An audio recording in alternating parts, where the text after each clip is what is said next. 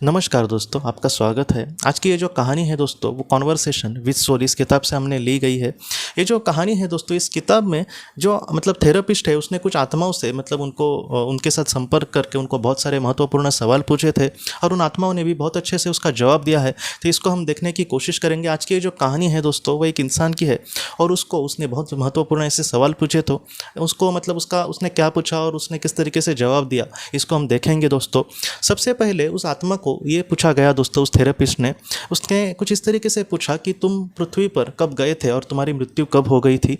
तब उसने ये कहा है कि 1948 को उसने जन्म लिया था और इसकी जो मृत्यु है दोस्तों, वो 2012 को हुई थी। इस तरीके से उतना जीवन उसको मिला था। और उसके बाद उसको ये पूछा गया कि तो मैं अपने जीवन का जो उद्देश्य है क्या पूरा किया क्या।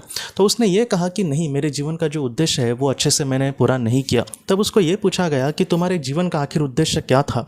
तब उस आत्मा ने ये कहा कि मेरा जीवन का उद्देश्य मेरे लिए, मेरी आत्मा के लिए ये महत्वपूर्ण था कि मैं जितना हो सके दूसरों की सेवा करने की कोशिश करूँ, जितना हो सके मैं दूसरों की मदद कर सकूँ। बाद में उसको ये पूछा गया क्या तुम इसमें सफल नहीं हुए थे। तब उसने ये कहा कि मैं सफल नहीं हुआ था। और इसके पीछे की वजह उसने जब पूछी, तब उस इंसान ने दोस्तों कुछ इस तरीके से कहा कि मैं अपने जीवन में दूसरों की मदद करना छोड़ो, मैं अपने जीवन में बस अपना ही सुख के बारे में सोचता गया। मैं अपने जीवन में कहीं ना कहीं धीरे धीरे जब मैं जवान होते गया तब मुझे शराब की लत लग गई और उसी शराब के नशे में मैं हमेशा रहता था। धीरे धीरे शराब की मात्रा बढ़ती गई, मेरे घर के लोग मुझसे दुखी होने लगे।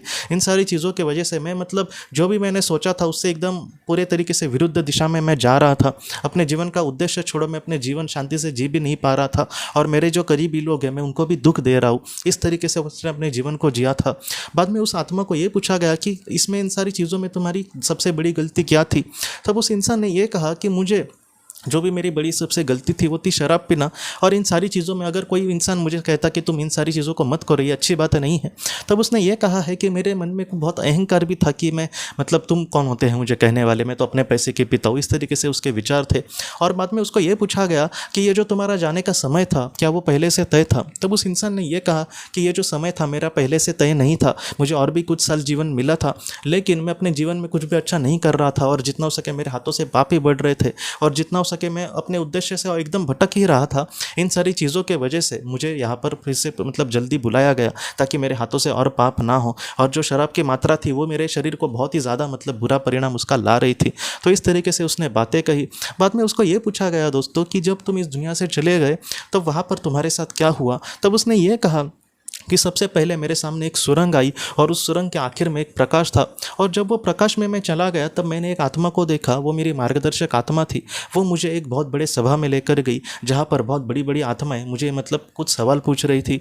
उन्होंने जो मुझे महत्वपूर्ण सवाल पूछे थे उसमें ये था कि तुमने अपने जीवन को पूरी तरीके से बर्बाद किया है, तुम्हें अपने आप में बहुत ज़्यादा सुधार लाने की आवश्यकता है। तुम्हारे अंदर की कुछ ऐसी चीज़ें जो तुम्हें अच्छे राह पर लेकर जा रही थी उनका तुम्हें कभी भी नहीं सुना। हमने जितना हो सके तुम्हें मदद करने की कोशिश करी उस समय। जैसे मैं हमेशा आपको यही कहता हूँ दोस्तों कि हम बुरे मार्ग पर है समझो, हमको भी पता है कि मैं बुरा कुछ कर रहा हूँ।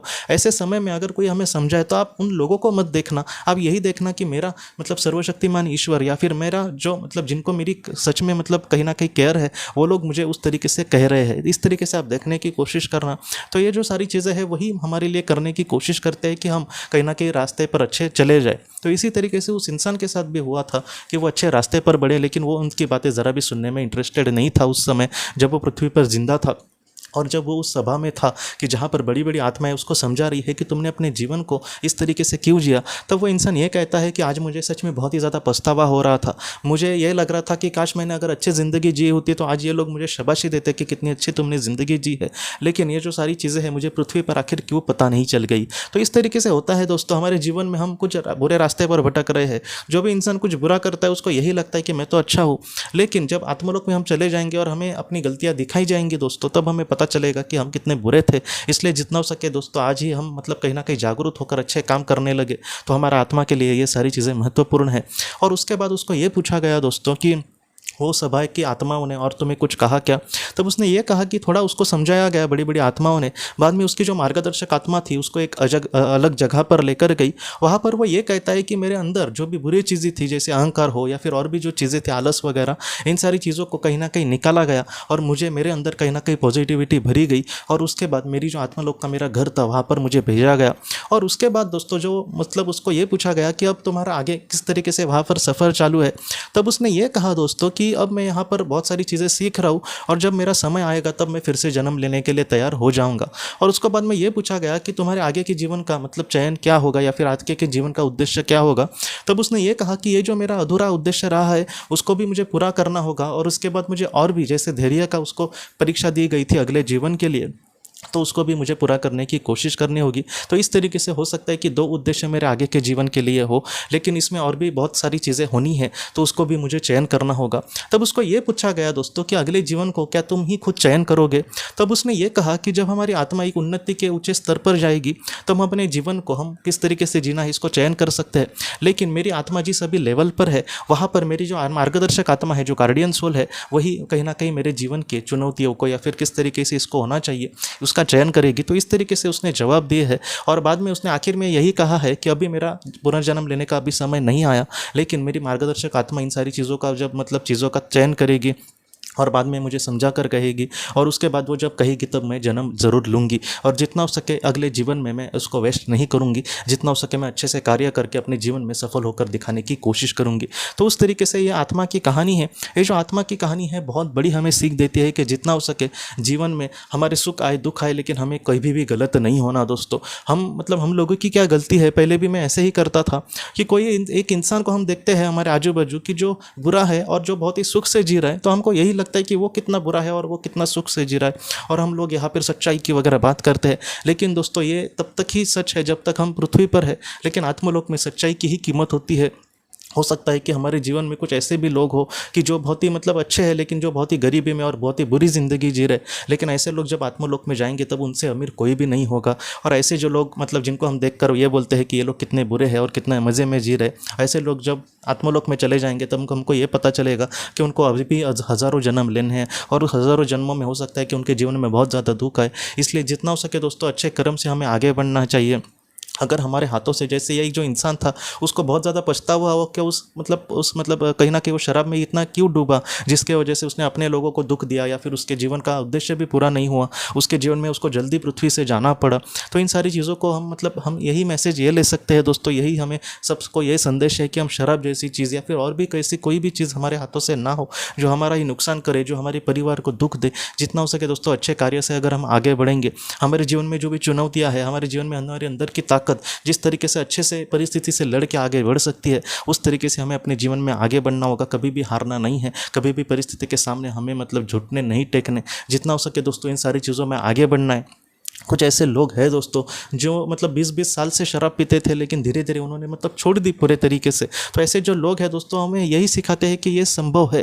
तो इस तरीके से हमें मतलब कभी भी इस शराब ऐसी चीज़ों से मतलब एकदम उनको उसमें डूब नहीं जाना। इन सारी चीज़ों से जितना हो सके दोस्तों आप दूर रहना, क्योंकि ये जो बातें हैं वो हमारी आत्मा को ही कल दुख देंगी। उस इंसान ने भी यही कहा है कि जैसे अगर मैं अच्छे से आगे बढ़ता तो वो लोग मुझे शाबाशी देते, लेकिन वो जाकर उसको मतलब कहीं ना कहीं उनकी डांट पड़ी, उनको मतलब बहुत कुछ समझाया गया, और उसके बाद दोस्तों उसको बहुत ही बुरे तरीके से ही वो अपने घर में गया होगा आत्मलोक में। उसको बहुत ज़्यादा पछतावा हुआ होगा उस आत्मा को। ऐसा पछतावा और किसी आत्मा के सामने ना आए। और उस आत्मा भी हम सबको मतलब यही वो समझाती है दोस्तों कि कहीं ना कहीं जीवन में कभी भी हार नहीं मानना। ये जो परिस्थितियाँ है या फिर ये जो मतलब लत वगैरह जैसी चीज़ें हैं, जो बुरी चीज़ें हैं जैसे जुआ वगैरह, वो हमें खींचेगा अपने यहाँ पे, लेकिन जितना हो सके हमें ब्रेक मारना आना चाहिए। जितना हो सके हम अपने आप को मतलब संभालना आना चाहिए। इस तरीके से अगर हम जीवन को जिएंगे तो ऐसी जो आत्मा है वो बहुत अच्छे से कर्म कर सकती है। ऐसी जो आत्मा है वो अपने जीवन में उद्देश्य को पूरा कर सकती है। और ऐसी जब आत्मा दोस्तों सफलता से जीवन को जिएगी और उस दुनिया में जाएगी, तब उसका स्वागत करने के लिए उसके करीबी आत्माएं, एक बड़ी बड़ी आत्माएं उसका स्वागत करने के लिए ज़रूर आ सकती है। इसलिए जितना हो सके दोस्तों ऐसी आत्मा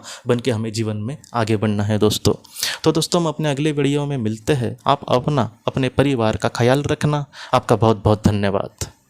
अगर आपने किसी अपने को खोया है और अगर आप किसी जेन्युइन भरोसेमंद थेरेपिस्ट की तलाश कर रहे जो आपके अपनों के संदेश आपको दे सके, तो आप इस नंबर पर व्हाट्सएप मैसेज कर सकते हैं। हम जितना हो सके आपको किसी अच्छे थेरेपिस्ट के बारे में बताने की कोशिश करेंगे, जो आपको बहुत ही अच्छे से संदेश दे और आप अपने जीवन में आगे बढ़ पाए। आपका बहुत बहुत धन्यवाद।